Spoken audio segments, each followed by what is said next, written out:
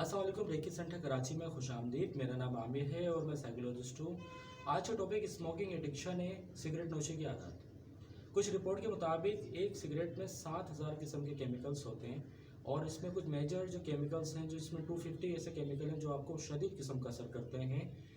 और world health organisation के मुताबिक हर 5 सेकंड में एक शख्स की मौत होती है सिगरेट की वजह से। और पूरी दुनिया में 60 लाख के करीब लोग पूरे साल में मौत का सबब बनते हैं स्मोकिंग की वजह से। और स्मोकिंग वाले लोग जो होते हैं वो अक्सर अमूमन ये कहते हैं कि सिगरेट हम स्मोकिंग करते हैं तो वो लंग्स तक जाती है। लंग्स तक नहीं जाती, लंग्स के ज़रिए आपके ब्लड में शामिल होती है, ब्लड से पूरी बॉडी में शामिल होती है, जिससे 50 किस्म के ख़तरनाक कैंसर का सबब बनते हैं। अब अक्सर आपने देखा होगा स्मोकिंग वाले लोगों को शदीद किस्म की खांसी होती है। उनके लंग्स में इतना धुआं भर जाता है जिसकी वजह से सांस लेना बड़ा दुश्वारी होती है, जो खांसी का सबब बन रहा होता है। अब इसके अलामात को डिस्कस कर लेते हैं, क्या क्या अलामत होती हैं। स्मोकिंग वाले लोगों को अमूमन गुस्सा, चिड़चिड़ापन, मायूसी और बेचैनी बहुत ज़्यादा रहती है। इतनी कि वो बर्दाश्त नहीं कर पा रहे होते।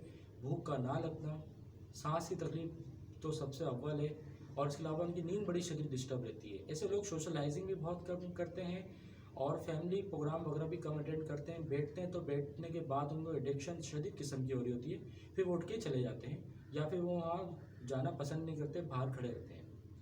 अब इसमें रिस्क फैक्टर जानते हैं, क्या रिस्क फैक्टर्स होते हैं। एक तो जेनेटिक इश्यूज होते हैं जो ब्रेन के अलग यानी कि इन्फ्लुएंस होते हैं, ब्रेन केमिकल की वजह से आपका निकोटीन बढ़ता है, आपको सिगरेट जैसी चीज़ों की तलब हो रही होती है। इसके अलावा फैमिली बैकग्राउंड, फ्रेंडशिप एरिया और आपकी जो प्रोफेशनल ऑक्यूपेशनल यानी कि जो भी आपका पेशा है उसमें कोई भी अगर कोई शख्स स्मोकिंग एडिक्शन है, अगर वो आपके सुपरवाइज़र है या आपके साथ रहता है, तो आपको भी स्मोकिंग की एडिक्शन होने का ख़तरा हो सकता है।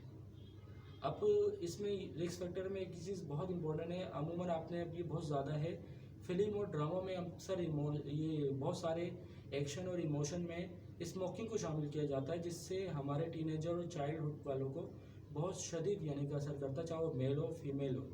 उसमें जिस तरह की एडिक्शन दिखाई जा रही होती है, चाहे वो फिल्म हो ड्रामा हो, जिससे हमारे अंदर बहुत ज़्यादा इन्फ्लुएंस पड़ता है और कभी हमारी ज़िंदगी में इस तरह का प्रॉब्लम आता है तो हम स्मोकिंग की तरफ उसको सहारा लेते हैं, उसको ज़रिया बनाते हैं। इसके अलावा जो अक्सर डिप्रेशन में लोग रहते हैं या बहुत स्ट्रेस वाली जॉब करते हैं या जिनका पेशा अकाउंट से मुतालिक होता है या फिर वो बड़े यानी कि बहुत यानी कि ज़रा ज़रा उनको बड़ा फोकस करना पड़ता है, तो ऐसे लोग भी अक्सर स्मोकिंग की एडिक्शन का ज़रिया बन जाते हैं, ये भी उनका सबब बनता है।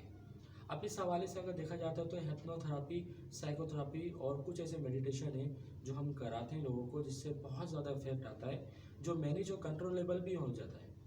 लेकिन इसके लिए तरीक़ेकार ये होता है कि उसको हम पैटर्न से लेके चलते हैं। अगर कोई 5 साल, 10 साल या 8 साल या 2 साल से स्मोकिंग कर रहा है तो रफ्ता रफ्ता फिर वो ऐसा कम होती है, अचानक से नहीं छोड़ी जाती है चीज़। इसको कंट्रोल किया जाता है, इसको मैनेज किया जाता है और बहुत सारे लोग इससे यानी कि शफायाब होते हैं, इसको जैसी बुरी आदत को छोड़ चुके होते हैं। इस हवाले से अगर आपकी सराउंडिंग में या आपकी फैमिली में कोई इस तरह की बुरी आदत में शामिल है तो रेकी सेंटर कराची में आप रब्ता कर सकते हैं। कल मिलते हैं एक नए टॉपिक के साथ। अपना ख्याल रखिएगा। Thank you.